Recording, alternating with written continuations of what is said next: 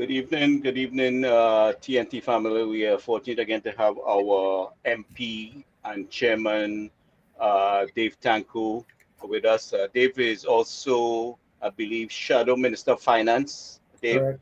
Yes. And Mr. Tancoo is going to enlighten us on what's taking place in the country with our economy and this government handling of our economy.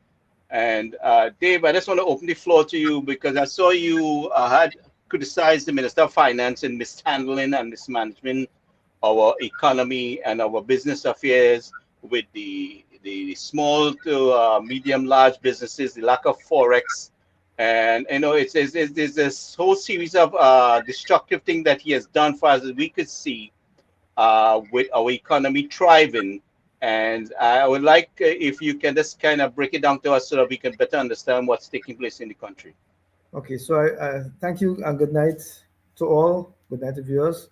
It's a pleasure to be here to share some information and to share my perspective on the state of the economy, and perhaps direct some information with regards to a possible pathway going forward. Between 2010 and 2015, the economy of Trinidad and Tobago grew by 7%. So that tells you that it is possible within a 5-year period to grow an economy.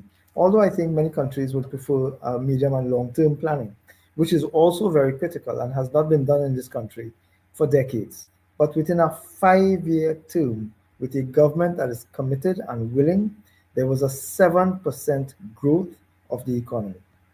Between 2015, when the PNM took office, to today, there has been a contraction of the economy, which means that we are now as a country producing about 20% less than we were producing in 2015. Now, it is easy to blame COVID, but even before COVID, the economy was producing less. We have not even gotten back up to pre COVID levels at this point. And other countries in the world have gone past that. Other countries in the world have rebounded, and there's a reason for that.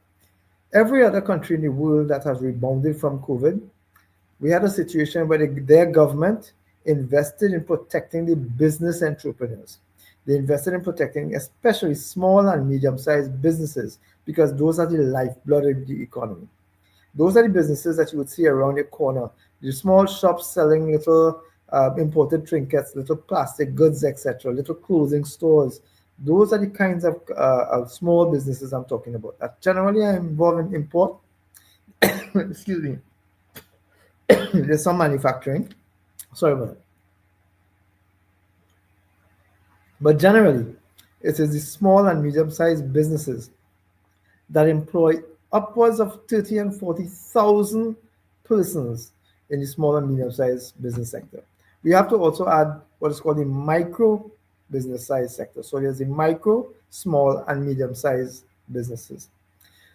In that parcel of owners are small investors. Those are persons who would have taken small bank loans or would have invested from their savings to get involved in the business that they were doing.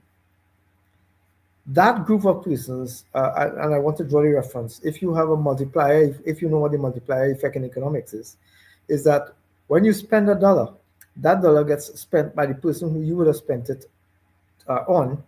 That dollar gets spent by somebody else that then takes that money and spend it to somebody else. So $1 gets spent multiple times. So for example, if you are patronizing a store in Pinal, in my constituency of Orpouche West, and you're patronizing a store that sells clothing, they import and export, they import clothing or they buy from a wholesaler and they're now selling it in the small store. Chances are that that $1 that you spend in that clothing store, that very small clothing store, will be used by the person who received it, like the owner, for example, to say, let's say, go to the parlor and buy a soft drink. Now, you can't get soft drink for $1, but I think you understand the position, that the point I'm trying to make. That money then goes towards the soft drink. The owner of the parlor then takes that money and buys, let's say, a doubles.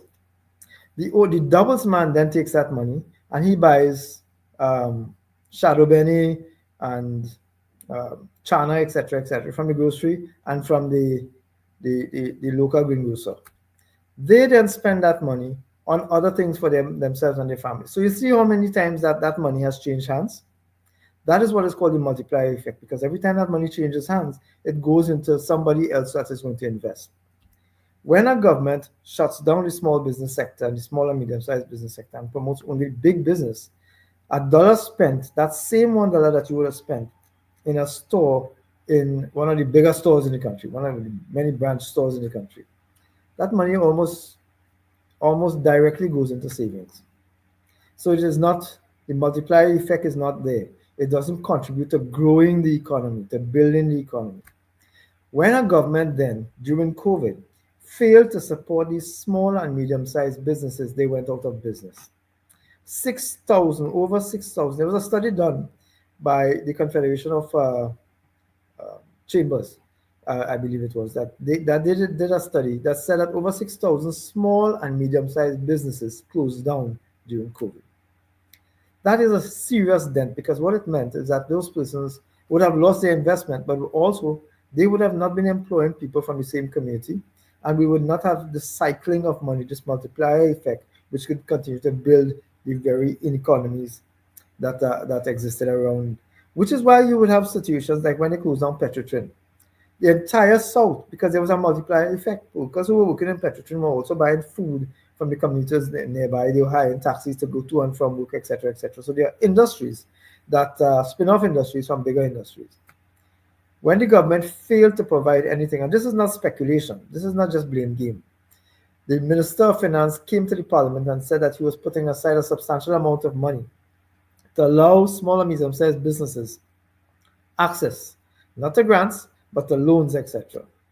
1 year plus afterwards, he came and said, well, it couldn't happen. This is a year during COVID when businesses were pleading for support. He said during COVID, it couldn't happen because some of these businesses didn't have bank account numbers, etc., etc., which points to exactly what the point I was making. These are small persons who ventured their money out, invested their savings, etc., in businesses, and suffered loss. Over that period of time, during COVID and after COVID, the minister has continued to treat the small and medium-sized business sector as bastard children.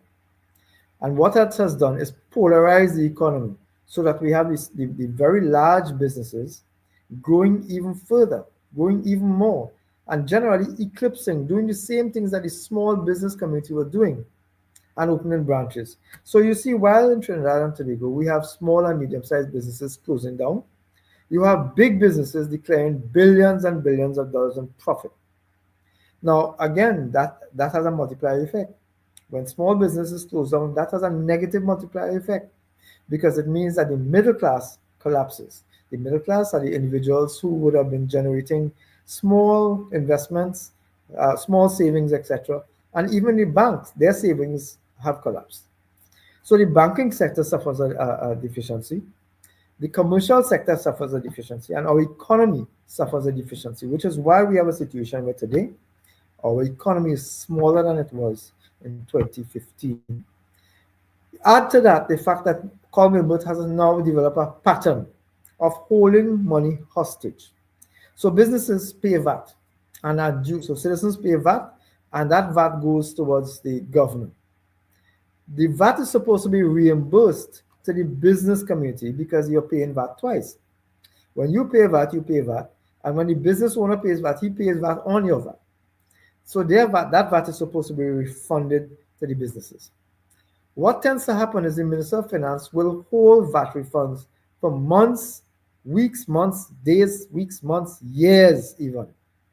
Now, for a small business, when you have $40,000 and $50,000 in VAT refunds sitting in the Minister of Finance's desk, and he simply says, when you're ready, when I'm ready, I will pay you. Hard luck for you, you suffer. What he's doing deliberately, because the Minister of Finance could do that, what he's doing deliberately is nitpicking who he's going to finance, who he's going to get off, who he's going to sacrifice, who he's going to victimize. And that has been, so far, this micro, small, and medium-sized business sector.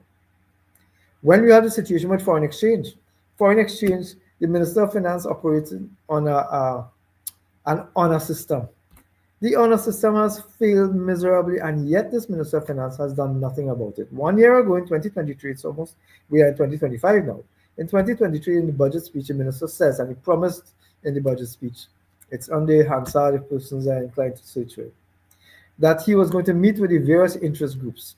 Now, this is after they were 8 years into government and 8 years of complaints that there was a foreign exchange crisis and nobody was getting foreign exchange except the big businesses. Eventually, because we were walking into a general election year, in 2023, he jumped up and said, you know what, I'm going to meet with everybody and we'll find a workable solution. In budget 2024, one full year afterwards, he made the same promise. You know why? Nothing was done. So the Minister of Finance had made a conscious decision not to work with or facilitate small, micro, and medium-sized business enterprises in this country. That is short-sighted, but it's deliberate so that they could finance their friends, family, and financiers, who, by the way, are the ones that benefit from the foreign exchange disparity and the biased foreign exchange allocation system that we have. The country is in a bad state right now because of the decisions made by the Minister of Finance, the Prime Minister, the Cabinet of Trinidad and Tobago, the acting Prime Minister, etc. That PNM regime, that group of individuals that are running the cabinet, that go to and from the cabinet door when they have conflicts of interest, that group of persons have pursued policies that have crippled the economy of Trinidad and Tobago. I want to add one more before we engage other questions and issues. The government has sidelined every form of investment and focused on one project. So whereas the UNC had proposed a transformation plan in 2020 and in 2015, a transformation plan because we're looking at diversifying the economy and transforming, meaning we are no longer going to focus just on oil and gas production or raw material production. We are going to look at manufacturing and service sectors, etc. New types of industries. Instead of transforming the economy, they shut down businesses and focus exclusively on drag and gas. Not on a range of gas products, not on a range of gas opportunities on oil in the oil industry, no. Solely on drag and gas, knowing that drag and gas was being led by, held over our heads by Nicolas Maduro, who is a person who's under sanction by the US government. The current Minister of Energy claims to have made great inroads with the government of the United States of America, ended up getting an OFAC license, which allows us to engage in some kind of discussions. But the time frame was too short, and therefore BP Amoco, Shell, the entities that were pursuing this transaction with the government to deal with drag and gas, did not take a decision to invest money because the time frame for the license was too short. Now we have President Trump winning the general election, and we have a complete different scenario. We have now a risk where we may not get an extension of the license. We may get further sanctions as a result of that, as a direct result of the policies of the government. But I want to make this point, the point being that they abandon the business community. The ease of business in this country has collapsed. Thanks to crime, thanks to high costs at the docks and ports, thanks to high electricity costs, thanks to all these factors, VAT refunds, etc., and access to foreign exchange, all of those factors have meant that the economy, the business side of the economy, has shut down. The oil and gas sector that they are depending on, the oil and gas sector of this country has also collapsed. We are at our lowest levels of oil and gas productions in decades. And that is the one direction, that's the one hope that this government has, that somehow drag and gas will materialize and improve our lives. Although the Prime Minister a couple of years ago cautioned the country, and you see, we must pay attention when he speaks because he sometimes speaks the truth, probably by accident. He said that the next few years will be very, very difficult and tells you to look at 2027. Now, that was when they thought that they had drag and gas all sewn up. We know now that that's not happening. But the Prime Minister is telling you, ban your belly, do it out, wean yourself off the government. Hold on, hold strains, forget the starvation and so on. You do without food and drink and medicine. You do it out. And in 2027, maybe, if drag and gas maybe materializes, you will start to see an improvement in the quality of your life. It is my view that even if dragon gas materializes at some point in time, because of the rate of decline of gas production in this country right now, all that dragon gas will be doing for many years in the future, if it ever materializes, is supplementing the existing production so that we may get to somewhere near where we were in 2010 to 2015 when we had boosted gas production.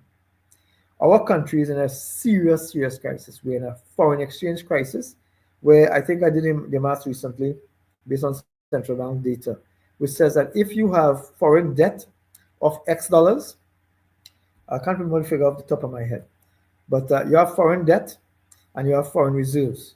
Now, the way the system works is that the first claim on your foreign reserves is your foreign debt. So if a foreign entity that has loaned you money decides to draw down on their foreign, make a claim, the first claim is on those foreign reserve holdings. When you put first claim priority on our existing foreign reserves, we have on average about 38 million US dollars. That is the difference between foreign reserves and foreign debt. $38 million is less than 1 day's import cover for food in this country. That tells you the priority of this government. What they are going to do is they're going to rush to sell off assets. They're doing that already with Petrotrin, with the land in Invaders Bay, and a couple other pieces of state assets that we are now starting to see. They'll rush to sell off state assets. They are also going to borrow more, and they're going to raid the HSF, and they're going to tax citizens more.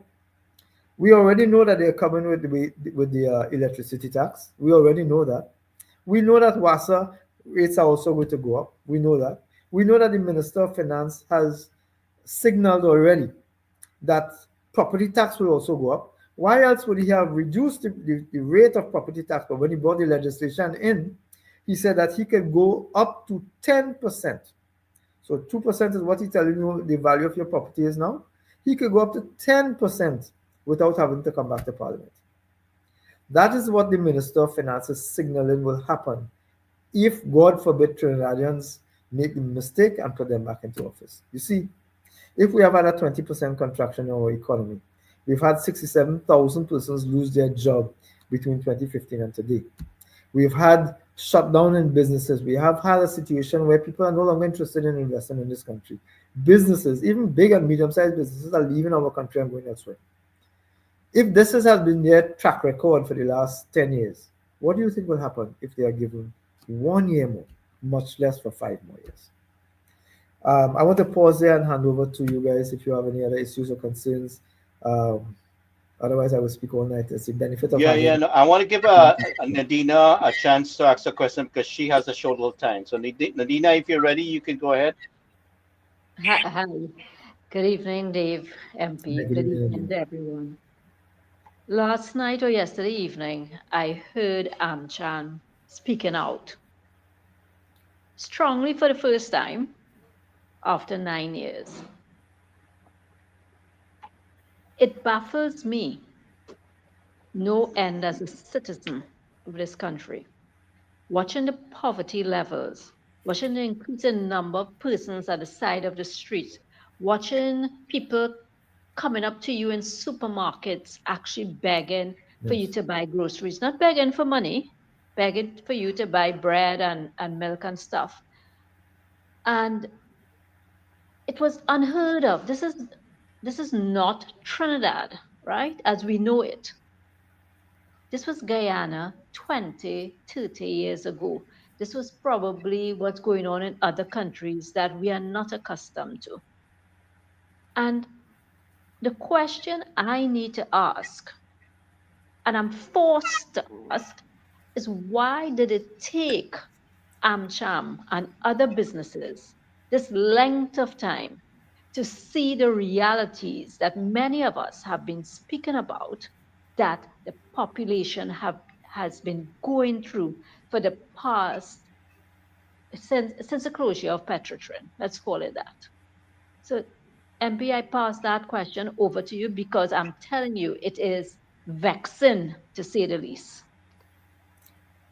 Thank you very much, Nanjin. I'm appreciative that you give me the opportunity to speak about this because this is something that I wasn't able to. I commented, I did a press release today on those two issues, the Forex crisis that was raised, I think, 2 days ago, and the AmCham report that basically said that the majority of small business, the majority of businesses do not have confidence in the economy. AmCham's their membership, and I cast no aspersion on anyone. So let me say this differently. The Prime Minister of this country boasted on a political platform that his government is like the mafia, it's like the Cosa Nostra, a gang that kills, maims, engages in drug trafficking, etc., etc., etc. That is the Cosa Nostra. The Prime Minister boasted that his government operates like the Cosa Nostra. And they also have a vow of silence where they keep each other's secrets. And if they should breach that vow of silence, they will be politically persecuted.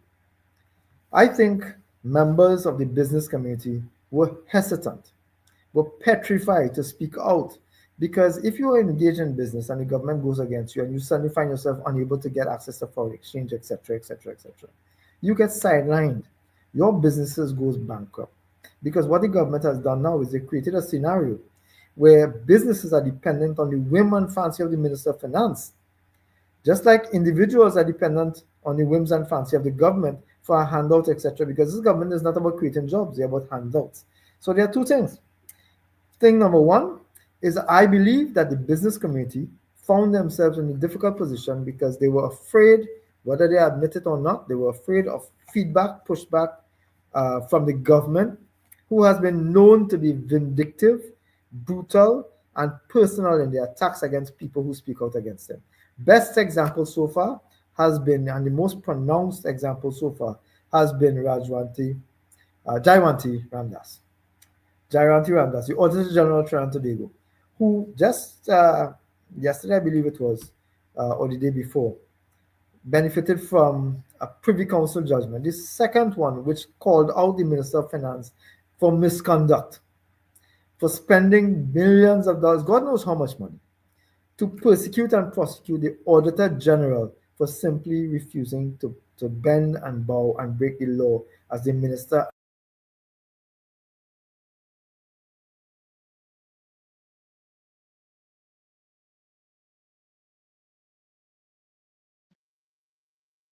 Hello? I think Dave froze there for a little bit. So, Yeah, I think realized that, Gary.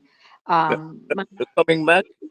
so you guys can comment a little bit until he gets settled back. I'm back. I'm back. My okay, Wi-Fi seems to be giving some problems.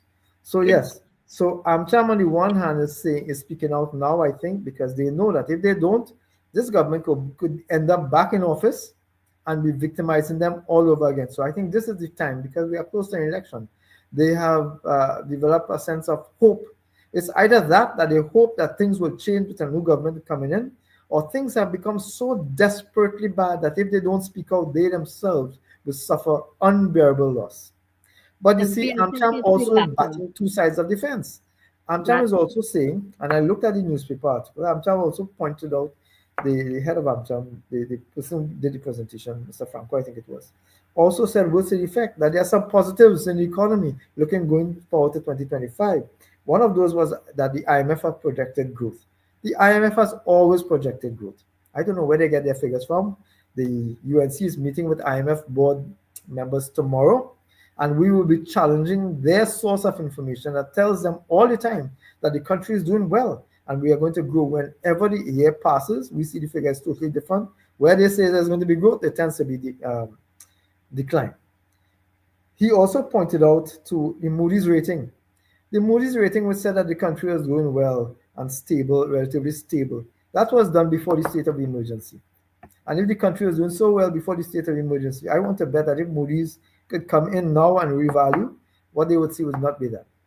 What they would have to admit, what other agencies has to admit, and the facts are that people in this country are not willing to invest, and that was what Amcham's point was and should have been, and it came from a survey. We didn't need that survey. We knew, we who live in the real world, we know. As an MP, I could tell you every day, people are coming, just like what you said, Nadina, people are coming to my office begging for hampers, begging for something to eat, begging for food. begging for jobs. Things are so bad in this country that if you walk into a supermarket, somebody just like you said, Nadina, will reach out to you and ask you. This is the first time I've seen so many people begging in this country. So many times. Things MP, are desperate now. I'd like to come disturb you and come in here, Trini here. Um, these numbers and these statisticians, the numbers that are produced by the Moody's and Paul and all of these, they represent the numbers that the government Very, presents. very And true. that is not necessarily the reality on the ground. The level of success in a society is a measure of the comfort of the most vulnerable in society, not the most affluent, as we like to think. And if we are not taking into consideration what is happening on the ground, which is these numbers that Moody's and Paul suggest, they represent what is happening in the business community and not the reality on the ground. It's worse than that. It's worse than that. What they represent is information provided by the government with projections as to what they think things can be. And the government gives them all these fancy plans and grand initiatives, etc., um, that may or may not happen and tends to not happen. And based on that, they give a projection for the year going forward. When it doesn't happen, they simply revise the projection with new promises that do not take place and does not happen going forward.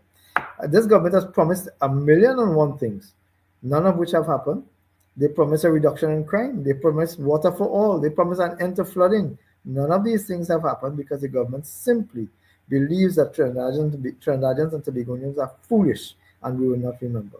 You have situations where people on old age pension have to choose. I made this point, I believe, before on this very program. People on old age pension have to choose between food and medication. Food and medication, and the government has now put something in place where the legislation that they're bringing to the parliament, that they brought to the parliament, is laid in the parliament, is currently sitting in the parliament, says that if you have $25,000 in your bank account that you have saved over 65 years, that works out about $1 a day over your life. You saved $25,000 in your bank account, you will not be entitled to pension, to government grant, sorry, because they've changed the name from a pension, which was an entitlement, to a grant, which means the government could choose to not give you. When that was raised, the minister jumped out of himself and said, that's a public servant. We blame it some public servant. I have sat in cabinet before as a research officer, sitting as an advisor to the prime minister. I sat in cabinet before. Those projections don't pass through cabinet once and twice. They pass through multiple times. Legislation goes through multiple stages before it gets to the parliament, the floor of the parliament. So when something gets to the floor of the parliament, it's gone through several hundred eyes before it gets to the floor of the parliament. That allegation that some public servant that made an error, that is hogwash. The Minister of Finance is lying if that is his claim. Because to date, nobody has been held accountable. Do you think that a clerical officer could simply type in a whole line in a legislation and nobody sees it? If that is true, then the Minister of Finance, the Attorney General, the whole cabinet should be completely fired. But you see, it is all about illusion. It's all about fooling the population because we have citizens now, they accept we have citizens now that are suffering. And whereas we have a crisis of finance in this country, where our revenue streams are collapsing and our expenditure is increasing, what the government is trying to do is cut social spending. They're trying to cut the amount of people who are benefiting from social grants. They're trying to cut the number of people who are accessing GATE. That is what they have done over the last decade, They've cut GATE. They've cut every single social program, including pensions, including basic things like that. They've cut the number of people who are benefiting. And while they're doing that, they're cutting the number of jobs outside. So they're not even giving you an opportunity to feed yourself or clothe yourself or feed your children. When you have citizens in this country who are that desperate for food and shelter, when you have a man who has a family of 2 or 3 persons and a wife to take care of, and he cannot get food, let me draw a parallel. I just literally just a few minutes ago read a story in, I believe it was The Guardian, in which Donna Cox, the Minister of Social Development, is throwing praise that the system of that they have of making reports to the ministry has picked up thousands of calls. Fabulous. What she misses is that things have become so bad that the calls that she is getting are increased risks of people who are suicidal, violently inclined, domestic violence, etc. The social fabric of this society is being torn apart because the economy has been sacrificed and crippled by this government. When we have that, you start to understand why the suicide rate is so high, why the crime rate is so high, why the level of frustration and depression is so high. And depression is a real illness in this country. I think many people don't seem to realize that, but depression is a real medical illness in this country. And we are going through not just an economic depression, but a social depression on the heels of this government, on the backs of this government, because this is where they are carrying Trinidad and Tobago. We are no longer at the edge of the precipice. They've thrown us over, and now they're throwing garbage and rubbish on top of us and telling us, gaslighting us and telling us, the country is doing well. Inflation has stabilized. Do you know why inflation is stabilized? Because demand has shut down. Less people are buying. That is why demand is stabilized. Less people are buying.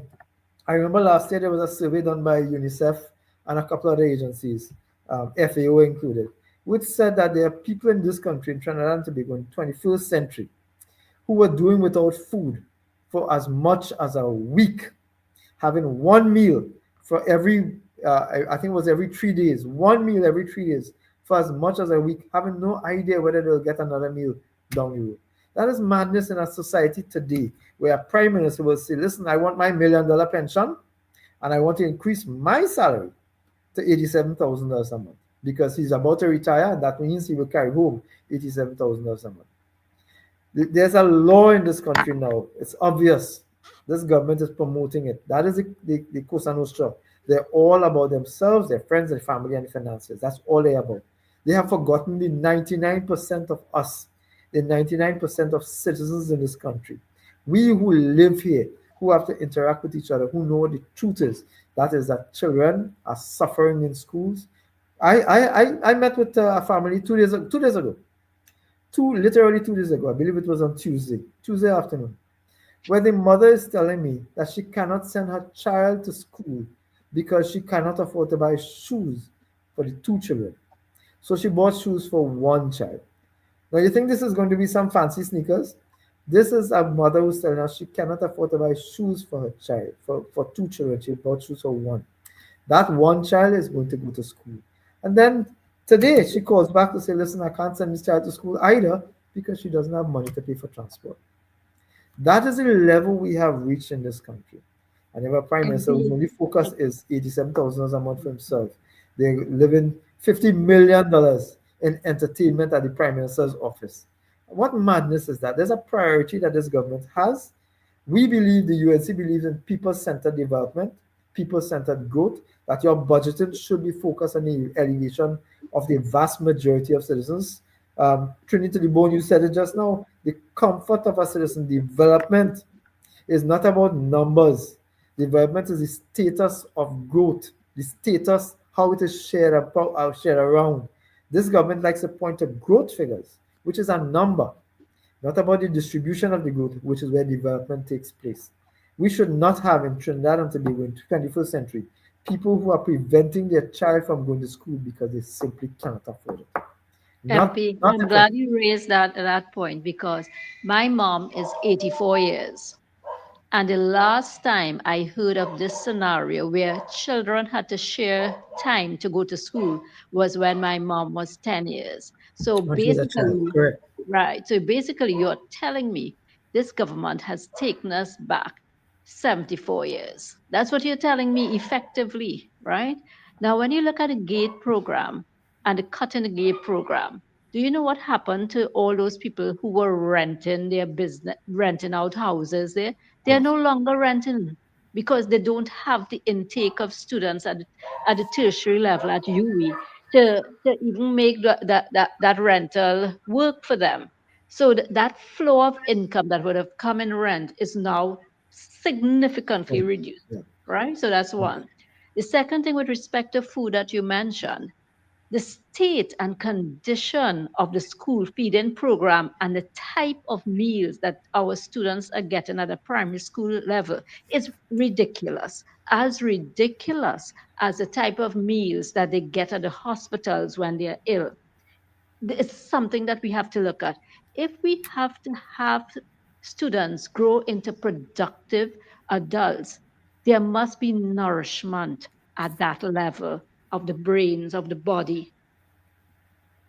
Children who are starved cannot perform and they cannot graduate. It's the reality. It's the reality. And And it you becomes a shouldn't vicious cycle of poverty. a It becomes a vicious vicious cycle. cycle of poverty. And if we think that this government does not know that is happening, the fact that they are twisting the truth at every step and turn means that they are in fact aware of that, of the realities, and are trying to present a different picture. But what is on a good note, the fact that AmCham is coming out now, not only the business sector is willing to speak out, but the population is becoming more vocal and they are taking ownership of where this country is at, and they are not letting the government just bamboozle us with numbers and figures. So I just want to leave that with you all. So that's a positive sign I want to leave there on that note. So have a good night, gentlemen. Thank you, Thank you very Gary. much, Thank Nadina. you. Thank you very much. Thank you, Nadina. I want to build off on what Nadina just mentioned there, because the government of Trinidad and Tobago likes to complain that we don't have money. This government is spending 59 to 60 billion dollars every year. Last year and this year, they propose to spend 59 to 60 billion dollars, which is roughly the same kind of figure on average that we spent as a UNC government, a People's Partnership government, 2010 to 2015. And all of the things that we have spoken about, the baby grants, the myriad of social expenditure options that we had, the myriad of social support services that we provided, the millions of loans that we provided, the millions of incentives to businesses that we provided, the thousands of jobs, I think it was 55,000 jobs that were created during that 5-year period. We did all of that without a single new tax, spending the same amount of money that this government is spending now. But you know why you are not seeing the difference? We had a procurement, and I like to tie all these things together, because the pieces are there. It's just that we miss it. We had a situation where the procurement regulator of this country told the parliament, laid a report that basically says that $5 billion, 5 out of 60, $5 billion given out in state contracts. So this is the PNM, this is because these are ministries giving out contracts. $5 billion was given out in contracts without proper procedures in place. This is why it took the government almost 9 years to implement the procurement legislation. And when they did, they chopped it up, they gutted it out. And even when they implemented it, they did not put emphasis on putting the measures in place so that they could get away. This is the PNM government, and I'm saying it, I'm a lawyer, I could defend myself. And the UNC has fabulously brilliant attorneys, as the government has found out to its demise. The PNM government, PNM operatives have given out $5 billion in contracts to persons without the proper procedures. And that is why you find out now that they are attacking persons like the Auditor General, because that's where the accounting comes in. They're trying to emasculate the office of the Auditor General so that nobody will check their books, nobody will verify the claims that they are making. And even that same Auditor General report that we're talking about, we talk about $2.3 billion that is unaccounted for. It's more than that, because the same report also cites $1 billion spent by the government for which documentations did not exist.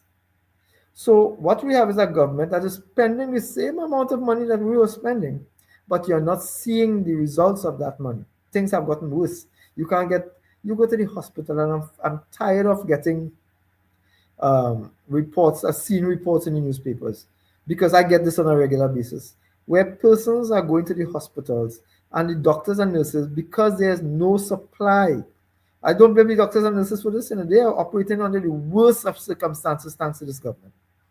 They are not able to get basic medical equipment access, basic medicines, um, things like gauze, things like plasters, things like specialist medication that they may need. You can't get it at the pharmacy in the hospital. You have to go outside and buy it, and then bring it back for the doctors and nurses to be able to properly apply it to your family.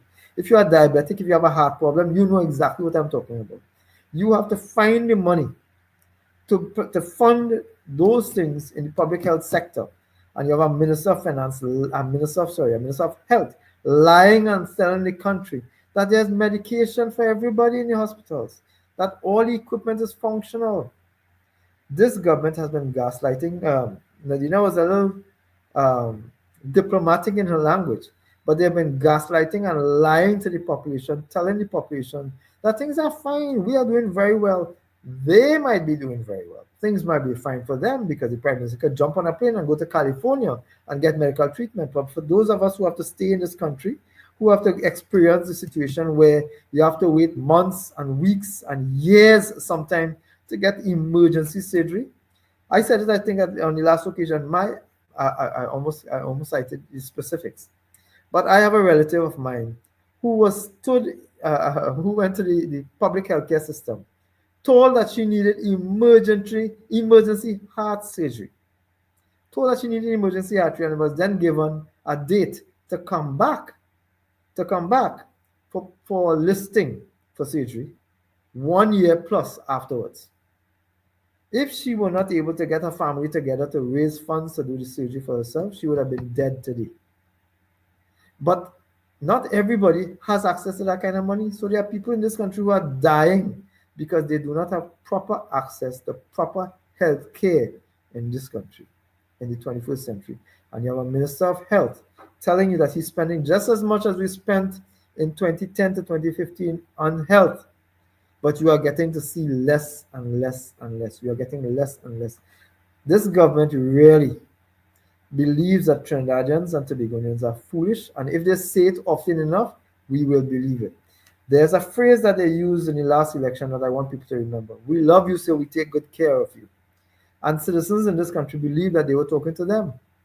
They were talking to their 1% friends, family, and financiers, because that is who they have taken care of for the last decade, not the average citizen.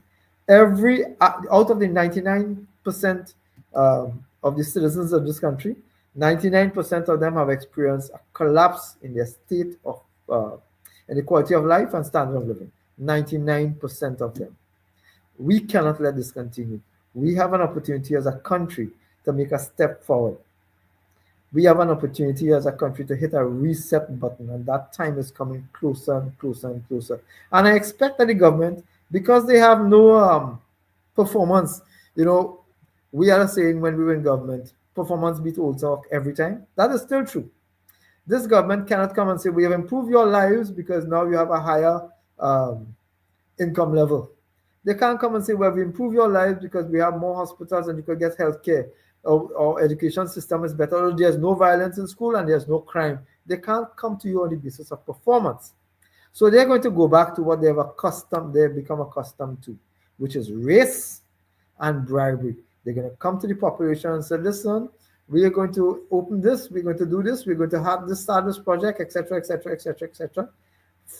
Attempt to fool the population of this country for the third time, hoping that the population will forget the 9 years of suffering that they have experienced and vote them into office. I believe that the country is much smarter now.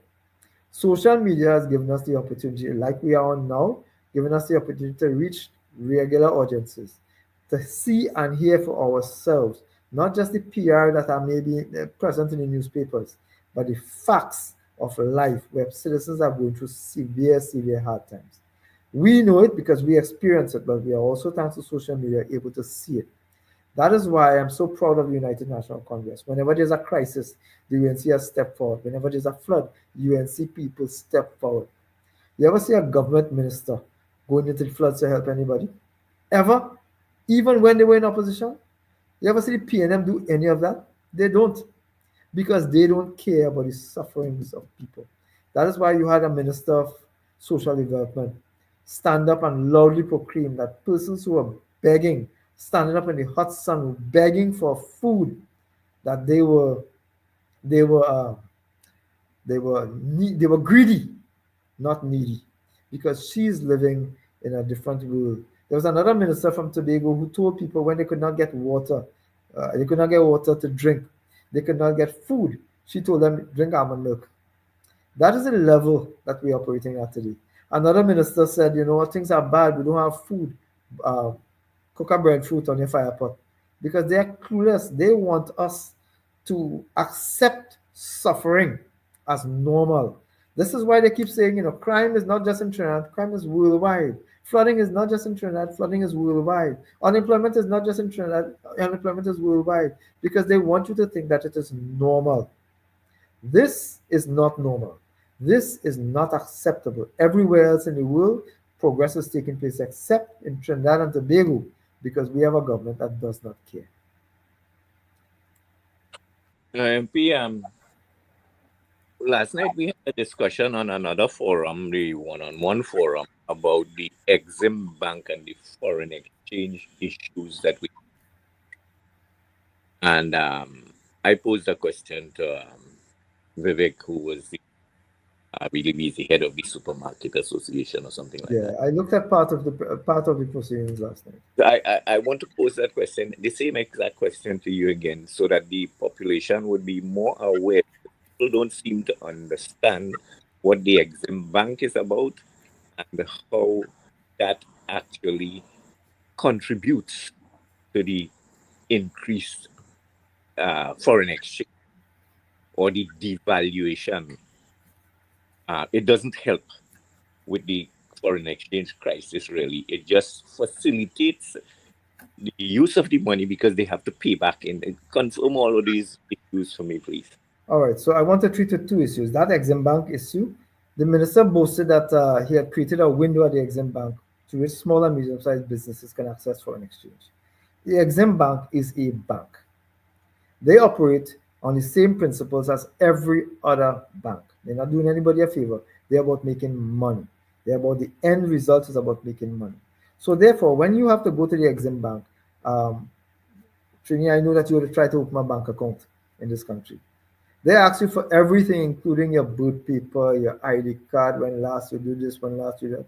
Every piece of your history has to be provided to open a bank account. It is the same for when a business goes to the Exim Bank. Then the Exim Bank offers you a rate that is higher than market rate. So what tends to happen is you end up paying more for foreign exchange. You have to qualify. This is not a given. You have to qualify. You have to have all kinds of documentation in place, which the vast majority of small and medium-sized businesses cannot access. So you know what happens? Mikey, I agree with you. The Dragon Gas deal is dead. What happens with the Exim Bank is that specific types of businesses, generally, they say it's small business, but those small businesses tend to be subsidiaries or associated with big corporations or relatives of big corporations. Those are tend to be beneficiaries of the access to this Exim Bank funding, not the persons who we are talking about, the micro, small, and medium-sized businesses. They really cannot afford to get into that sort of engagement, because here's what happens. If I'm a small importer and I go to the Exim Bank and I get funding at an elevated rate, I now have to compete with the conglomerates who are doing the same business that I am doing, exact business that I am doing, but they are getting bank rates because they have this honor system gives them millions upon millions upon millions of dollars at lower rates. So my cost of doing business is now higher. Their cost of business is being lower. So I will be running a risk of running out of business because I have now become uncompetitive, because the allocation system for foreign exchange has been designed to penalize small and medium-sized businesses. That's the first issue. So this Exim Bank solution is not a solution at all, and the minister very well knows that. The second issue is let's talk about devaluation. I saw somebody in one of our chats make a suggestion that devaluation is something we should consider. Absolutely not. I am an economist by training. I've had quite a lot of experience in business as well. I'm a business person as well. So I speak from my own experience, but I am an economist for the last, I don't want to give away my age, but almost 40 years. And I am a trained economist by some of the best economic minds in this country, including Dr. Dineshwar Mahadir and others. Some of the best economic minds in this country. And I could tell you that devaluation exists and it operates on a certain principle, which is that the country is ready for production. And what devaluation does is provide a buffer so that it forces the competition to produce in a country. We import, just to make the example, we import $7 billion worth of food. $7 billion worth of food. If we devalue the currency, that price of food automatically skyrockets. Automatically. That's the first rung of increased pricing. But the productive capacity in this country has been sabotaged by the government. The government, if the government was serious, any government that is serious about dealing with this loss of foreign exchange because we are purchasing food, would have encouraged the agricultural sector to produce more food. And this country, I am proud to say, during COVID, the farmers of this country proved that they could feed our country. Immediately after COVID, immediately after that, the government went back to the malicious way of doing business, continued pre-Lasny, skyrocketed in this country. Pre-Lasny squad was understaffed and under-resourced. It still is. We have flooding taking place because there was no maintenance of the waterways, etc. They have higher costs of fertilizers, etc. All of those factors that impede the improvement of food. If a government would consider import substitution of food, we should have been putting in place the mechanisms by which we can increase food production. And then you can look at reducing supply from outside. Unless you have a situation where you are able to raise production here, all a devaluation will do is make things harder for those on fixed incomes. When prices rise, those on fixed incomes, the pensioners, those who are living on welfare, those who are living on grants, those who benefit from disability grants, etc., their spending power shrinks drastically. And when that happens, their cost of living increases, their standard of living drops. That is not something we want. The evaluation supposed to be on a certain circumstances, and this country is not at all ready for devaluation. As a matter of fact, I think a devaluation is not needed. What is needed is a fair, transparent manner of distributing the foreign exchange that we have. What is required, and Kavir, I'm glad you asked the question. That's my next comment. What is required is a fair, transparent mechanism of investing in this country, a transparent way of distributing the foreign exchange, and a deliberate attempt by the government to create new revenue streams, new ways of generating foreign exchange, new ways of creating employment, brand new ways. This is not a science, and I want to respond to Mr. Ramdas.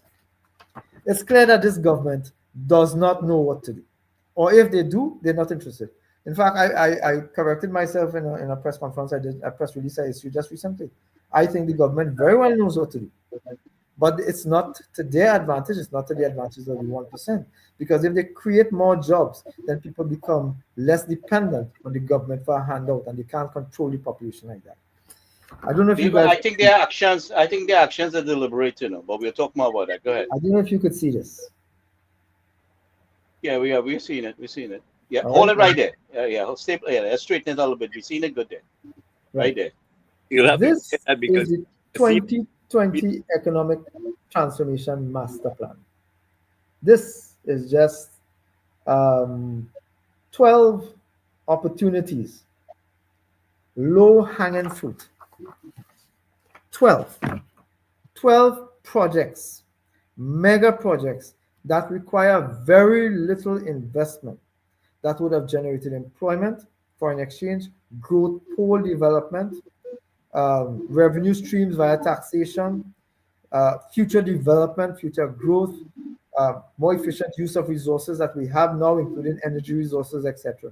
That is just the 2020 master plan that the UNC had. So if the government didn't know what to do, we gave this, we didn't hold it back and say, well, we will only do it when we get into office. We put this out. In 2015, we did a similar master plan. We updated it in 2020 and we produced this document. There will be another version that we will produce for the 25 general election.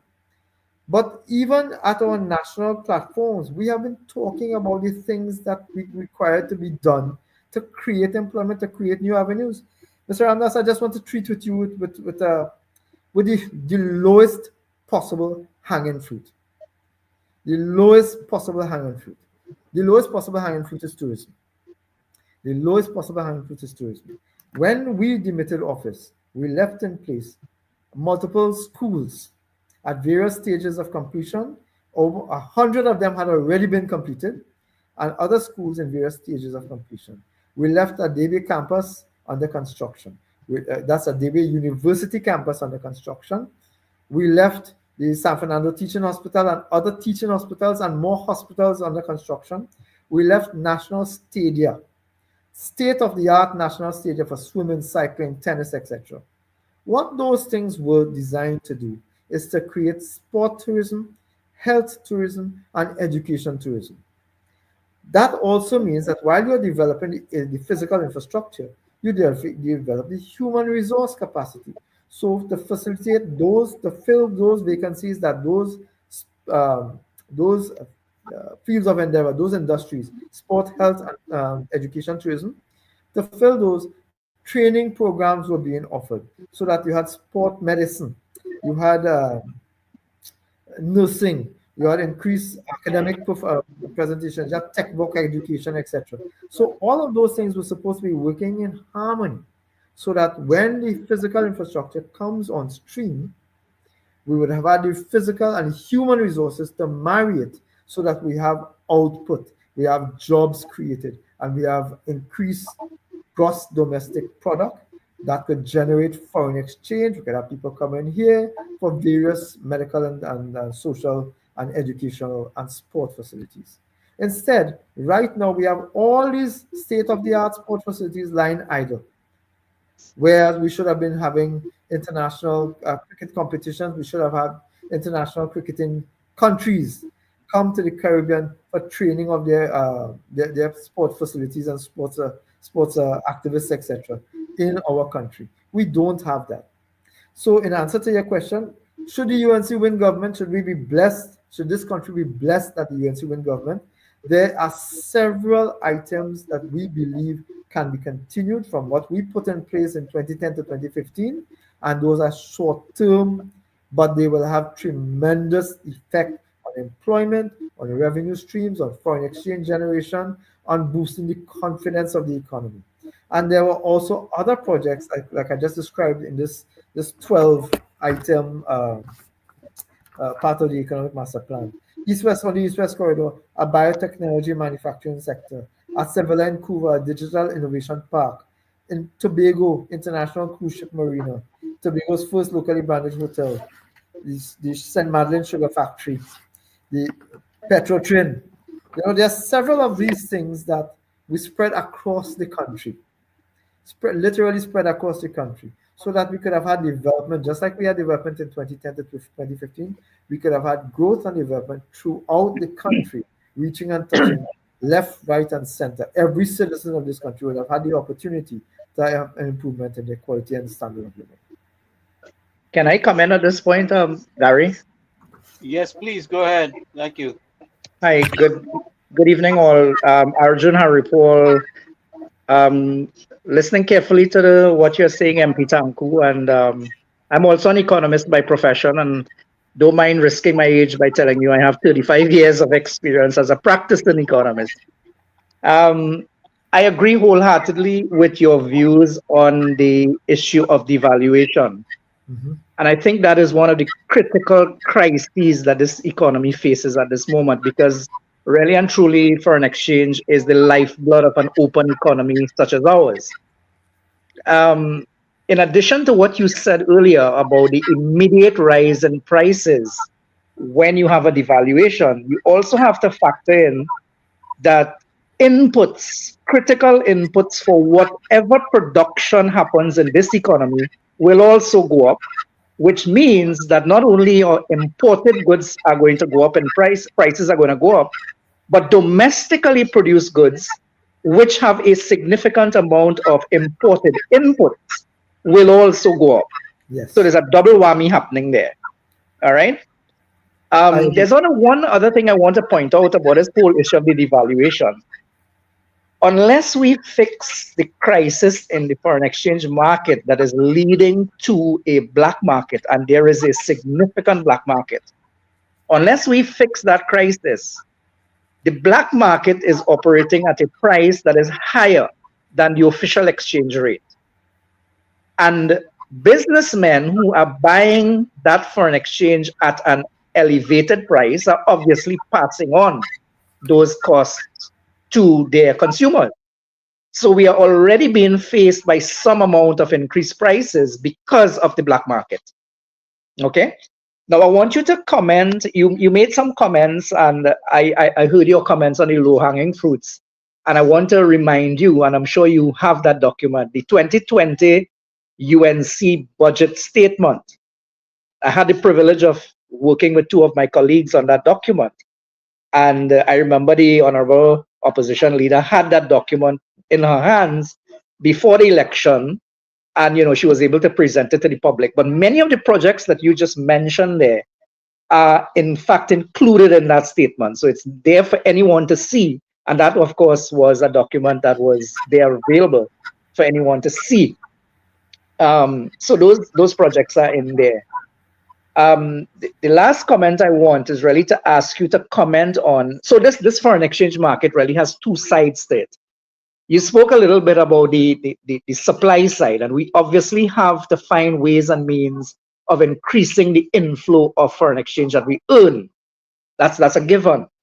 But there's also a demand side. And I want to hear your comments in terms of what could we possibly do? What would a UNC government do, for example, at the, after the next election? What would a UNC government do to help with the demand side of things? All right, so there are several aspects of that, and I want, before I go into that, I want to touch on something you just said, because a devaluation also is only useful if what it does is it makes your exports cheaper abroad. So if we had a huge export base, it will make our exports cheaper going abroad. But what do we export? Oil But and gas. MP, before you move ahead to Sure. answer that, I just popped back in because of the topic that we are discussing, and I do agree with Arjun. I don't know his first name, so forgive me, Arjun. I want to. Arjun is my first name, actually. All right, Arjun, great. Yes, it does make the export cheaper, but here's the problem with that. It makes the export cheaper by subsidizing for the foreigner local labor content and local any other local content that contribute to the manufacture of that good. So, for example, $100 labor cost in a product at 6.7 per US dollars, 6.7 TT for $1 is calculated right now at 14.9. So the labor contribution or the labor composition, or that Dave, you, Arjun, will be earning 14.9 US dollars in that product. With a devaluation, let's say we move to 10 to 1, that $100 is no longer 14.9 you're collecting for that single product that you're making. You're now collecting $10, not 14.9 or $15.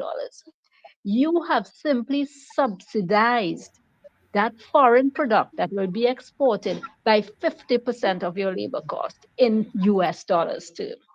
And it is an extractive and highly plantation type policy that we saw when first world countries extract labor from third world countries to their benefit. And we must understand what devaluation does to our market and really bring down our population and the value of our local resource content of any product that is being exported.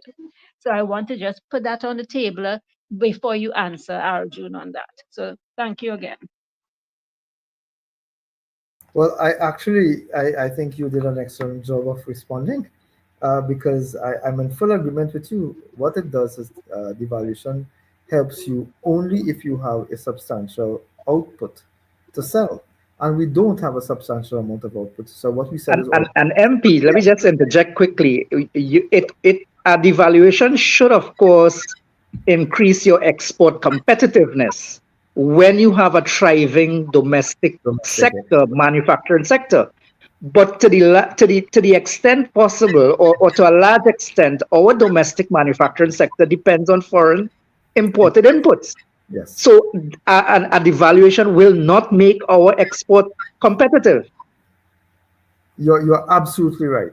So the challenge there, and that's probably why I call him, but at every time we have a budget debate or any finance bill being debated, he stands up and says, so many economists are calling and asking us to devalue, but we will not devalue. The only person who's putting that bogey in the public domain is the Minister of Finance. And bear in mind that he has his own agenda. You asked me to talk about the demand side. The demand side requires some level of consideration, and that's a fact. We must look at what products we want to promote. We must look at what investments we want to promote, what level of industry, what type of industry we want to promote, and channel our scarce foreign reserves into those directions. Scarce foreign reserves shouldn't just go to randomly all over the place. That's not what I'm saying. I'm saying we have to use the resources to encourage investments in the industries and areas in which we want to become more competitive, in the areas in which we want to generate further foreign exchange. And the best example of that, the easiest to understand is, as I mentioned before, is food. Agriculture, yeah. It's agriculture, correct. Absolutely. We can, and we did during COVID, feed our nation based on fresh, healthy food. We fed our nation based on local production. That tells you that it is where we are capable of doing, and that means that we could have cut down that $7 billion per year to something less, and we could have also produced, if the government was so inclined, sufficient to export and generate a further foreign exchange. So it is investment like that. If the government of the country looks at the tourism sector, for example, and decide, you know what, we want to boost medical tourism, what they need to do is put the resources towards medical tourism, develop the human resource, develop the capital and infrastructure for that. If they want to go into IT, what they need to do is focus their resources, available resources, into the IT industry that they want to develop. What we have seen is this government not focus on any of that. We have seen big business being able to access as much of the foreign exchange as possible and then branch off up the Caribbean into the United States, etc., etc., etc., using the foreign exchange that they've been able to generate here from the commercial bank, from the central bank, etc. And a lot of these a lot of these conglomerates have shares and own parts of the commercial sector. So they benefit both from the monies that come from the central bank, both to the conglomerates, and then via the commercial banking sector to the conglomerates as well. So if we spend the money, so that's the demand side we're looking at, using the foreign exchange that we have to feed a demand that could generate employment and further revenues, that is how you grow an economy. That is how you build an economy. That's how we did it in 2010 to 2015. We focused on development. A good example of that too has to do like the laptop program. The Honorable Kamala Prasad Biswas sat and looked on and realized that the world was becoming technologically advanced and Trinidad and Tobago was being left behind. So by just the first action of putting a laptop in the hands of a child that was going to secondary school, can you imagine what would have happened if program had continued? During COVID, we would not have lost 2 years of educational training. We would have been on par with the rest of the world in IT. We would have been on par with the rest of the world in the use of technology, and that has several other types of industries and benefits to go with it. MP, I want to come back to what you were speaking about earlier, a few minutes ago earlier, about the foreign exchange being allocated to businessmen and they taking the foreign exchange and expanding themselves abroad. Is there some way or mechanism whereby that is monitored for people who apply for the foreign exchange legally through the channels of the Ministry of Finance and so on, and they claim to be manufacturers and they sell product internationally? But is there some way to check or for us to verify how much foreign exchange earnings are they bringing back into the country? For example, Carnival here, we are going to spend $140 million on Carnival. A lot of the products It's only that much more than that. It's a lot of always the, much more than that. I mean, yeah, I know, but that's the figure that was the newspaper seemed to be saying. Yeah. Everything that is related to Carnival in terms of costume is imported. Performers, people coming in, artists, and so on. And we don't see, we have never seen a profit from Carnival. I'm not saying that we shouldn't subsidize it, but what I'm saying, yes, Carnival brings in foreign exchange, but the government, the taxpayers, doesn't see that profit. That profit goes into the pockets of other people, and we as taxpayers don't benefit from that. I don't know if you want to comment or give us some enlighten us about All right. So that. let me take your first question. Your first question is whether there's any kind of accounting for the amount of money that's been taken as foreign exchange and invested outside. We don't know. Because what has happened is when I've asked the central bank for statistics um, for how much money each entity gets, the central bank told us that they are not obligated to provide that information because that is confidential. It's a breach of their legislation. When I believe it was Ramsaran Dairy Products, when they applied for foreign exchange and actually wrote a freedom of information request to the Ministry of Finance asking for a breakdown of the beneficiaries of foreign exchange and the processes by which foreign exchange is provided and guidance, etc. Any monitoring mechanisms for foreign exchange allocation and use. The Ministry of Finance basically wrote back and said there are no such monitoring facilities exist because these are largely private companies whose accounts are private and therefore the government cannot get access to it. Now, But doesn't this the is foreign exchange that is owned by the taxpayers of this country. correct? Now, let me give you a scenario. Bob Smith is producing ice and is exporting ice. When Bob Smith produces ice and exports it, he generates a foreign exchange. He generates foreign exchange. Just say he generates $100. That should be brought back in and placed into the banking sector, correct? Placed into Correct. the banking sector so that the banking sector now has $100 that Bob Smith generated. What happens if Bob Smith, instead of bringing the money back in, spends the money in the US, where he has now sold the ice to? So money earned by this company here is being transferred abroad. Foreign exchange that should have been coming in here is transferred abroad. Now let's make that scenario even worse. He now needs to get foreign exchange to buy the packs in which they're going to export this ice.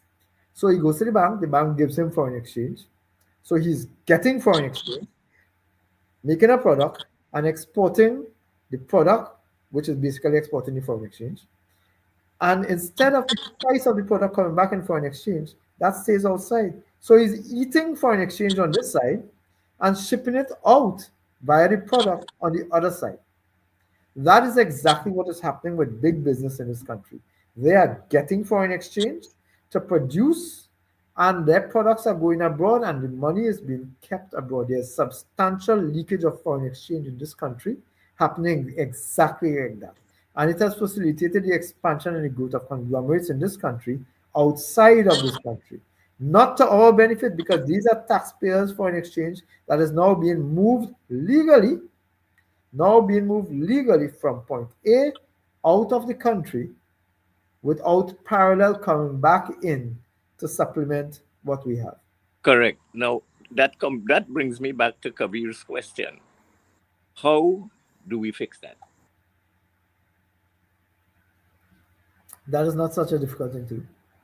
The foreign exchange, all foreign exchange that comes into this country, is supposed to be put into the banking sector and recorded.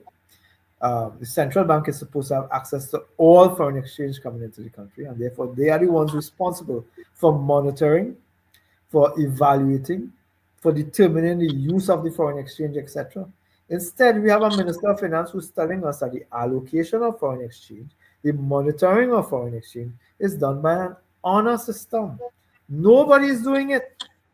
There is no documentation that the central bank has that says when they give Bob Smith a US dollar, that Bob Smith uses that US dollar to do this, that, or the other way. As far as central bank is concerned, once they give the money, their job is finished. They're not able to account for what is used, what the money is used for.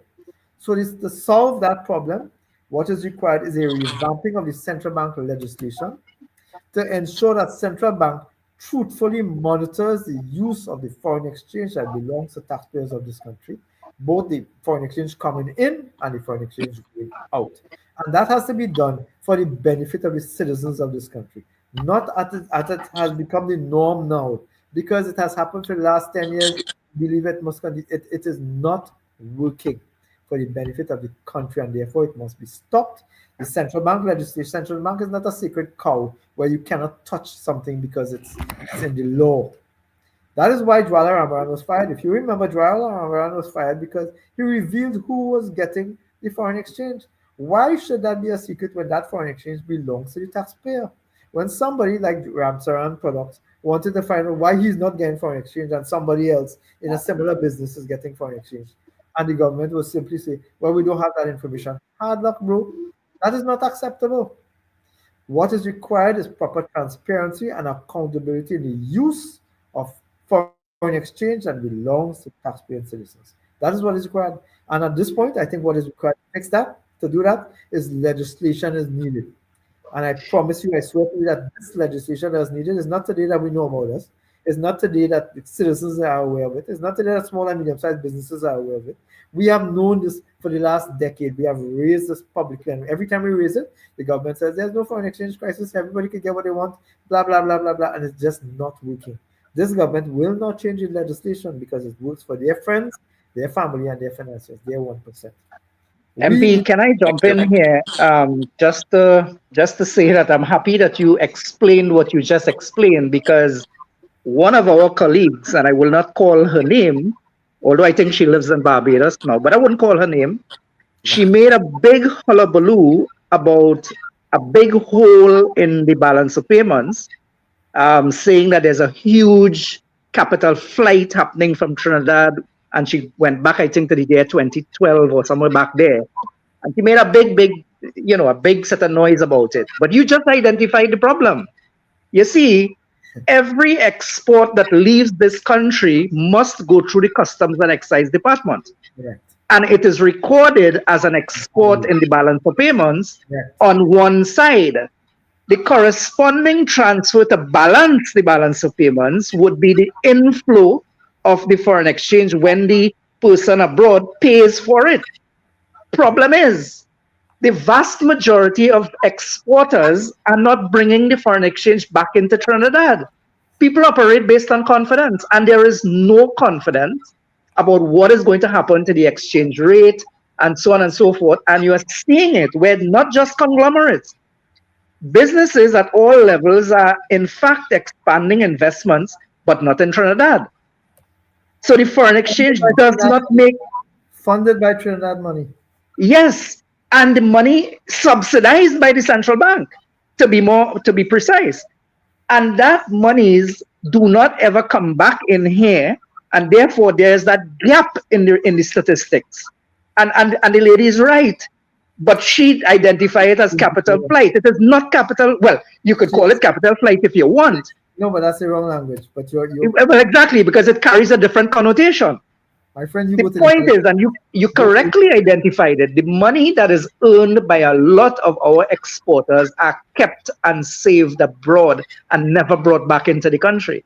And that is what creates the hole in the balance of payments. That's your leakage right there. Go to the other question that you raised, and I was involved in this at the central bank for 15 years, so I could tell you from first-hand experience.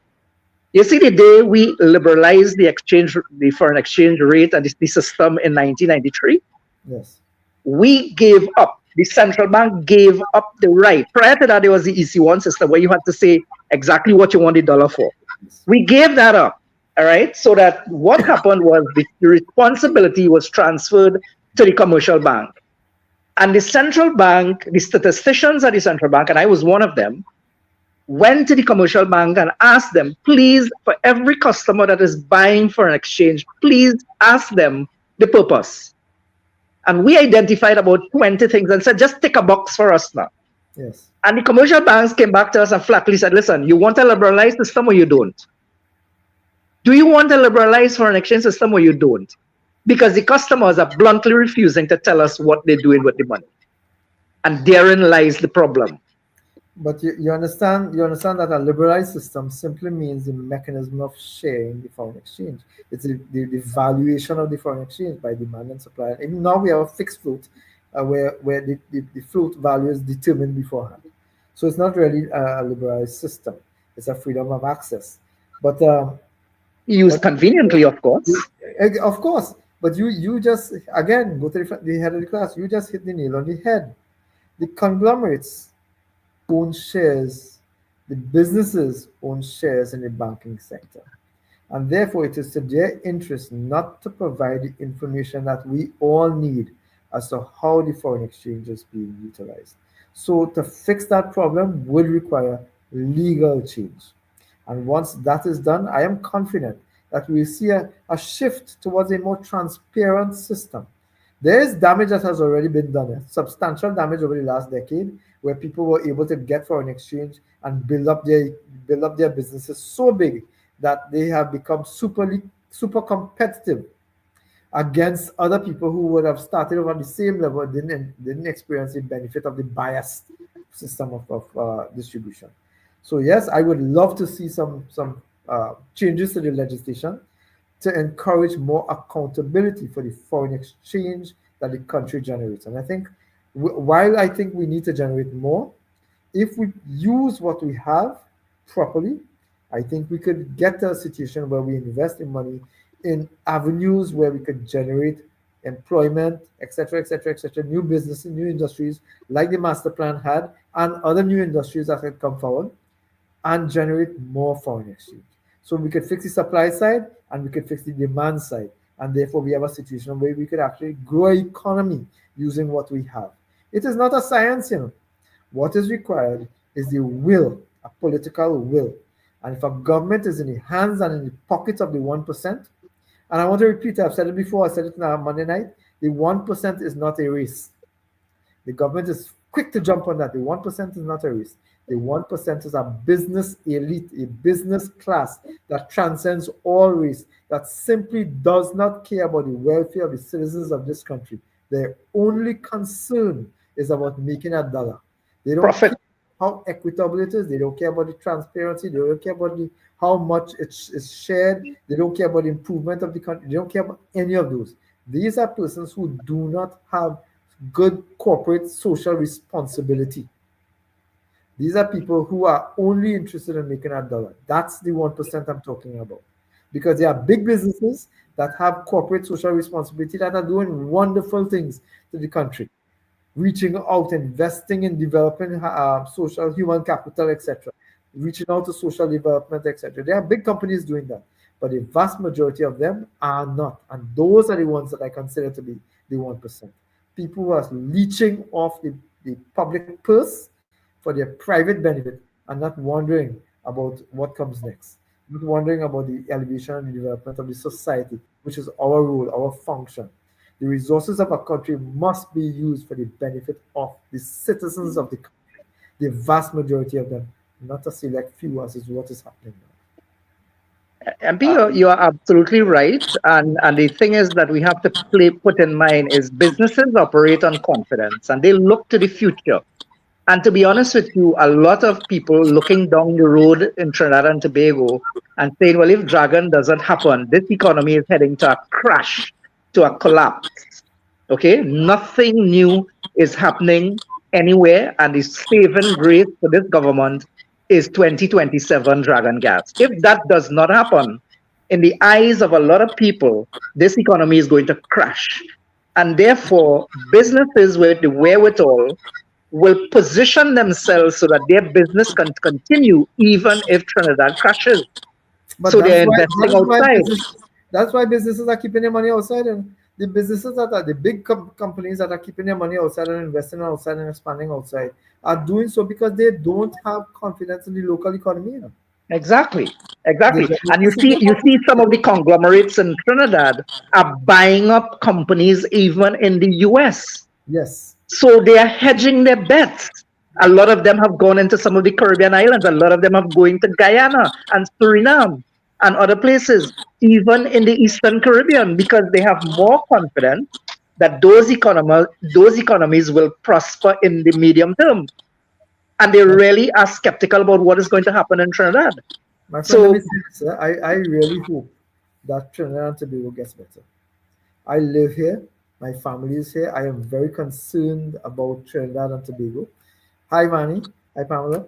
I'm very concerned about Trinidad and Tobago. I'm very, very concerned about the future of the next generation. I'm very concerned about their lives going forward. And I am one of those persons who really wish that Dragon Gas deal can materialize. But I'm telling you that even if it does, all it does is fill what has been depleted. We are producing uh, a very small, I think the figure is close to 2 billion um, cubic feet of gas per day.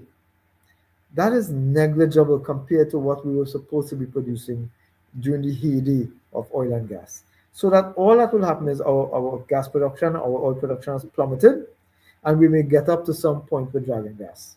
That will take a long time to happen.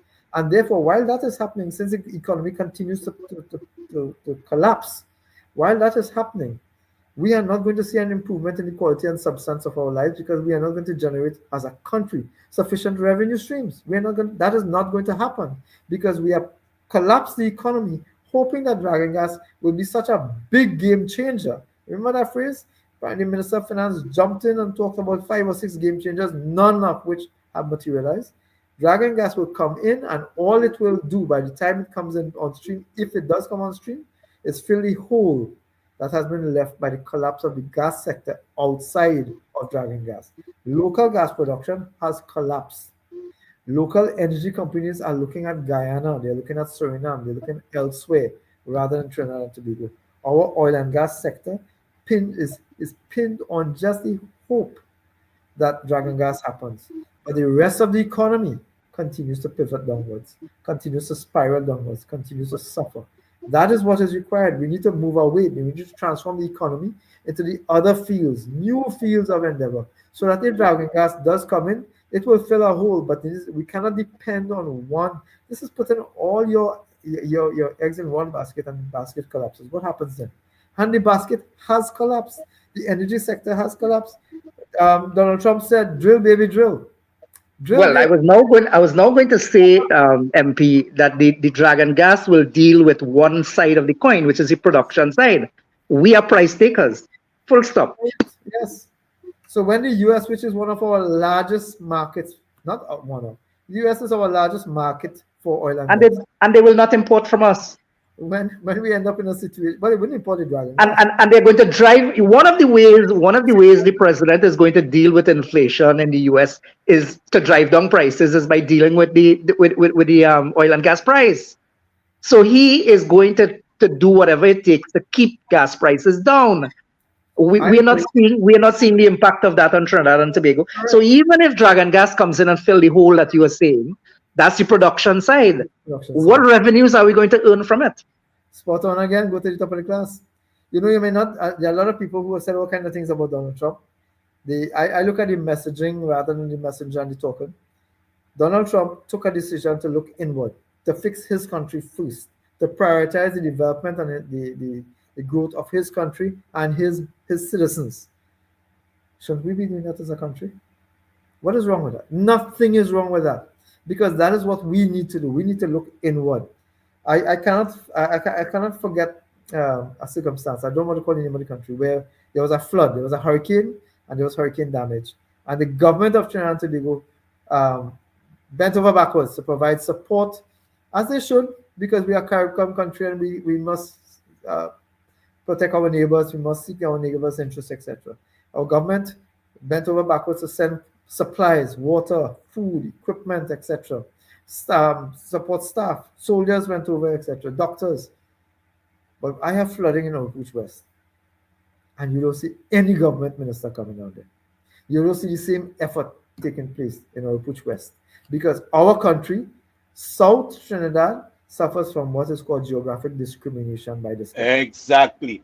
Very So- bold-faced, disrespectful, geographic, Absolutely. political discrimination, and that is a result for the suffering in the farming industry too. Go ahead, Dave. It is. I fully agree.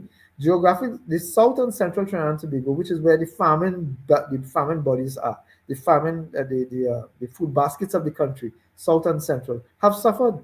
Aranguez once used to be the food basket of Trinidad and Tobago. They have suffered under the hands of this government. But you know, before Aranguez was the food basket, Pinal, the Orpouche Lagoon, Woodland, those areas were the food basket of Trinidad and Tobago. Even before Aranguez and the East West Corridor, those areas have been suffered by this government. Because if those areas were producing agricultural products, if we were producing enough sweet peppers and tomatoes to feed our country, you think these conglomerates would have been able to import it and put it on their shelves at a cheaper cost than it costs us to produce it? Because this government is not about Trinidadians. They are not about building businesses in Trinidad. They are not about the multiplier effect in Trinidad.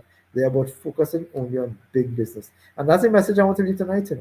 We need to move away from that. And the only way to move away from that is to change this government. We proved in 2010 to 2015 that it was capable, we were capable of growing an economy. We were capable of building new industries, of creating new jobs, generating more foreign exchange.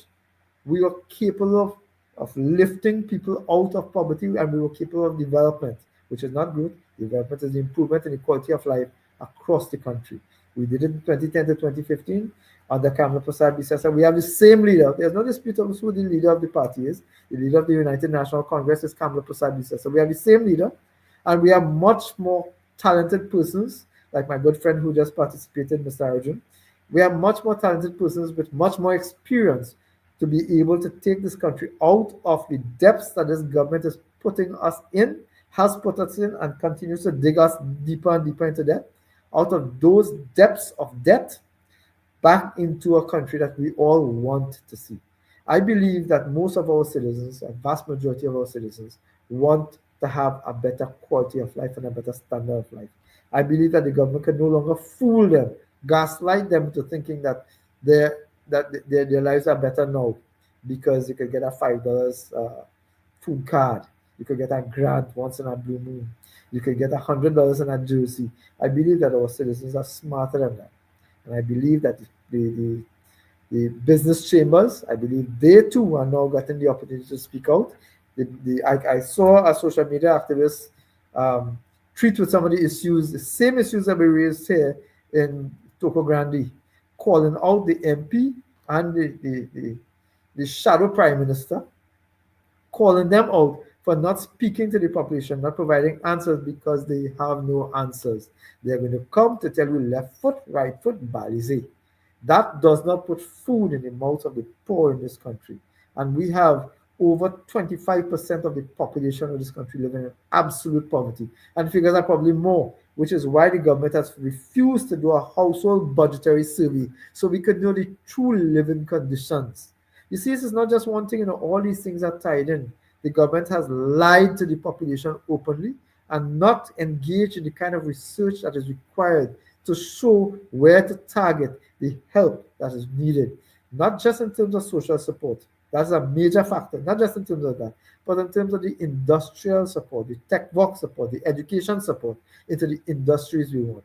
The government has dropped their hands on that because all they're concerned about is feeding the commercial activities of the 1%ers that are their friends, family, and financiers.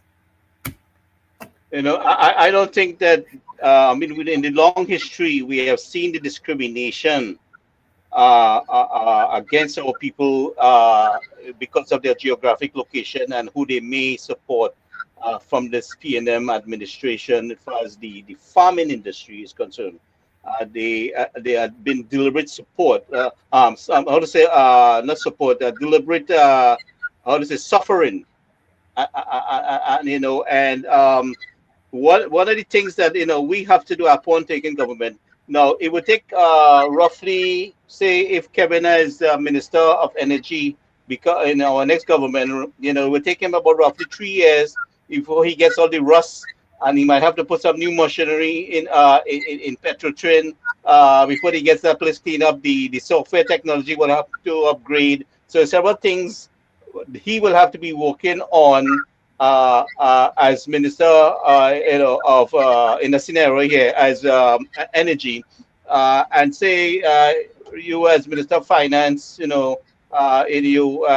we have our Senator Damien as minister of trade, will have to work very hard to on the other resources that we have, especially with the with the food production. It's something that we need to feed our people regardless of what's going on economically in the world.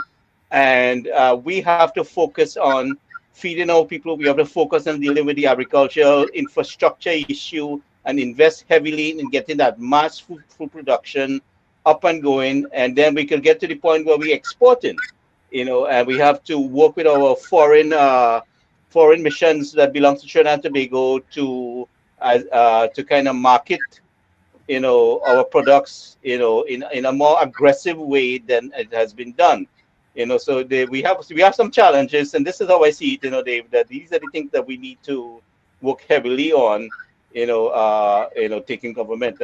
Arjun could jump in here, or Trini. Let me jump in. Let me jump in and save all of us for a second. I appreciate the fact that there's a lot of confidence in individuals, but I kid you not when I tell you that there's a lot of talent in the field. There's a huge amount of talent, and I don't envy the next prime minister who will be Kamala Prasad. I don't envy her task in trying to match the talent with the portfolios that are required. Um, I don't want to mislead you. I want to be very frank with you that there is a huge amount of talent, better than myself, better than many of the others who They're may have. competing for the job. No, wait, that's understood. I'm just drawing a It's not, it's not scenario, about that. It's not about that. I think our job is to make sure that the leader has as much good quality talent as possible to pick from. Because at the end of the day, in 2010 to 2015, she picked from a group of individuals that made us work together, that worked together with us. And however the pool is configured, however the combination that is configured that sits in the cabinet, I'm 100% sure that we will be 100% better than what exists now. What we need to do is to stay united. We need to stay focused. We need to look at the opportunity of winning this election first. And then when we win election, I'm telling you that there are enough positions available for everybody in this new dispensation. There are thousands of positions that are available, and we have thousands of persons who are capable of filling all of those positions. I think the United National Congress is blessed to have the highest qualified and the most competent professionals available to them should we form government in 2025. I think Arjun or somebody else wanted to chime in, and I butted in. Thank you very much for that statement, MP, because a lot of the young people or young voters out there, they seem to always fall back, like my friend Gary, on the old names, not knowing that there is a cadre of talented people in the UNC, supporting the UNC in the background, capable. Yeah, just a scenario. But what I'm saying to you, regardless of who the individual is, we have a job to do while that other industry is working on. Go ahead.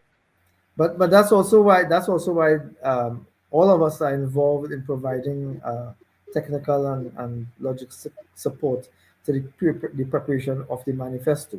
So we have a group of persons who are familiar with where we are going. So should we form government, that group of persons actually start off with a head start. The implementers may not be the persons at the top, if you understand what I'm saying, but we are preparing a roadmap That's a bad word, thanks to this government. But we're preparing a work plan for taking this country forward from day one in government. From day one. If you remember, Kamala Prasad Bisasa in 2010, there was a flood, a national flood, and from day one, action started. From the very first day of being sworn into government, direct action started with regards to treating with the problems confronting the country. We are better prepared now because we've had several years of experience. We have several years of time within which we will be able to put together this huge array of individuals, huge array of talent, huge array of ideas, so that we can implement as soon as possible, as soon as we hit persons are sworn in, as soon as the government is sworn in, we get the almost literal keys to the cabinet, and we are then able to make sure that we could put the resources to work for the benefit of the country of Trinidad and Tobago and the citizens of Trinidad and Tobago. No honeymoon.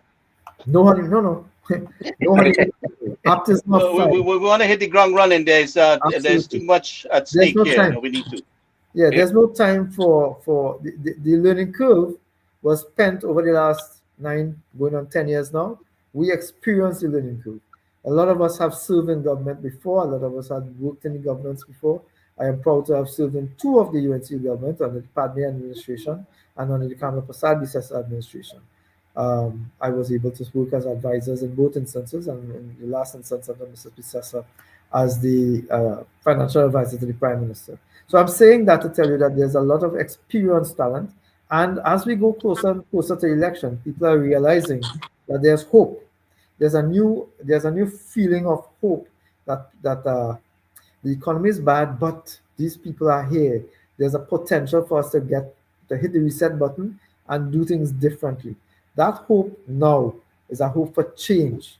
We want to encourage that because once people have hope, they take a step forward to go to the polling booth to make that hope a reality. That is what we offer today. We have a plan, we have the people, we have the history, we have the experience, and we are willing and able. We have the political will, we have the leadership to do it, and I think it is only a matter of time before Keith Rowley calls the election and we get the opportunity to set this country on the right path to growth and development. I think it was Nadina who raised the point earlier about the reaction from the American Chamber, and I was stunned when I saw it myself, and I questioned myself. I said, I wonder why we're getting this kind of reaction. And the only thing I could conclude is that maybe they've seen the writing on the wall. I think they have seen the writing on the wall before, but as I explained before, many of those individuals would have been fearful or concerned. Many of those businesses would have been fearful of being concerned of being victimized by the government that has a history of victimizing people who speak up for themselves. We're seeing the reaction other places too, and not just the chamber. We saw some changes in the attitudes of the law association in Trinidad and Tobago. Law association, the unions, so on. People are stepping forward now because they know this is the time. This is the last chance that they have. Even the Port of Spain-based media have tended to soften up their stance a little bit as well. Correct. You've seen some of it. You've seen it across the board because, like I said, people are believing, people have seen that there's hope, and once there's hope, there's a way forward. And once there's a way forward, the UNC will make sure that this country improves. On that note, guys, I think we're at 1:43. Unless there are other pressing issues you want to raise. Well, I wanted to touch on something on the energy industry, actually, on oil production. Sure. I mentioned it with Kevin at one of our meetings, looking into increasing oil production via enhanced oil recovery and that kind of projects.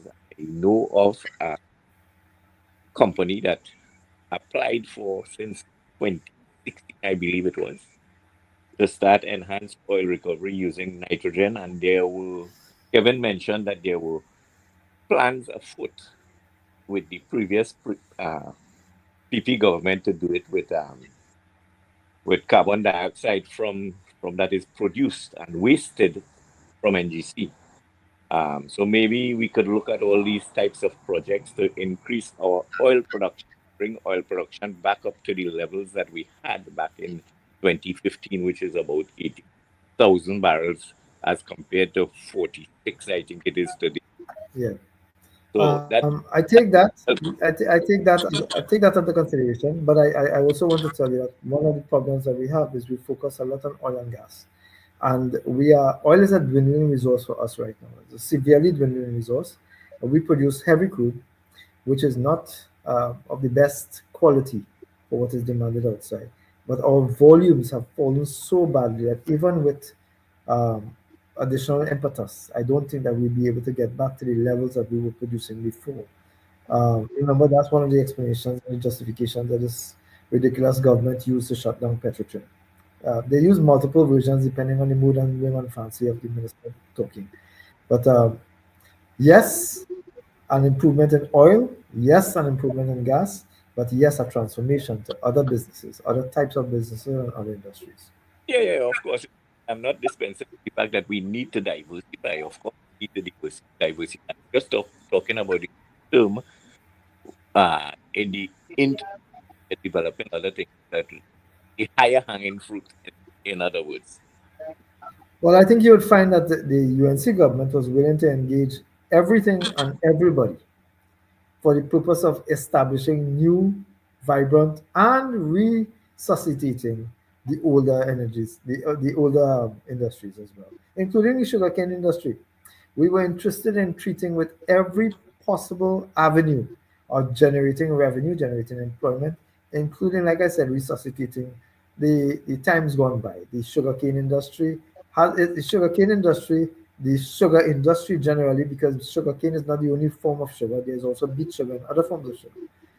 There are niche markets. I have a very good friend of mine who has a niche market making, forgot what they call it, the sugar, the concentrated sugar blocks and cubes, because there's a niche market for that.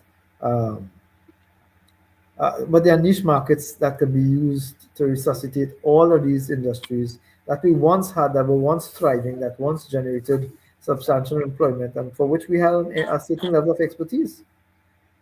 Correct.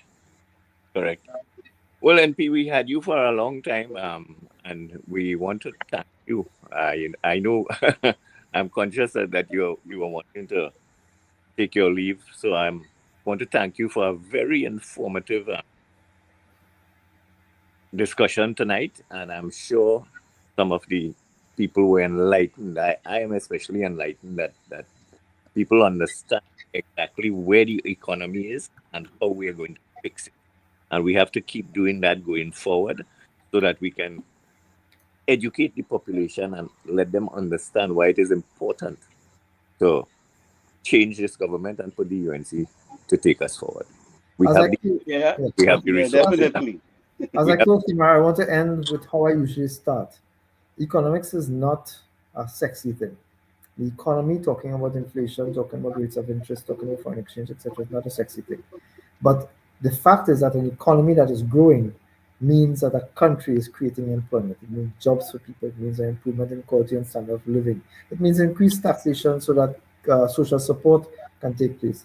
And an economy that is growing and developing means that every aspect of your life can be positively impacted. The reverse is also true, that if the economy, as has happened over the last decade, if the economy collapses, if the economy shrinks, it means things are going to get more and more difficult in every aspect of your life, from health to education to crime to poverty to food prices, every aspect of your life, infrastructure included. So I encourage people to focus on the economy, because if we do, we get the government to account for the billions of dollars that have been spent. $570 billion have been spent by this government, and still our country is worse off than it was before they started spending this. I thank you all for the opportunity. I want to thank Gary very much for the opportunity, because you reached out to me before. I just think when you spoke to me today, that today really had to have been the day. I know we spoke about the economy. I also want citizens to pay attention to the little issue that has now emerged over the last couple of hours, where the Commissioner of Police is now providing information to investigating officers about some illegal practices that have taken place with regards to firearms and the use of firearms and certain types of firearms that have been imported into the country. We see a country that's collapsing at every aspect, every seam.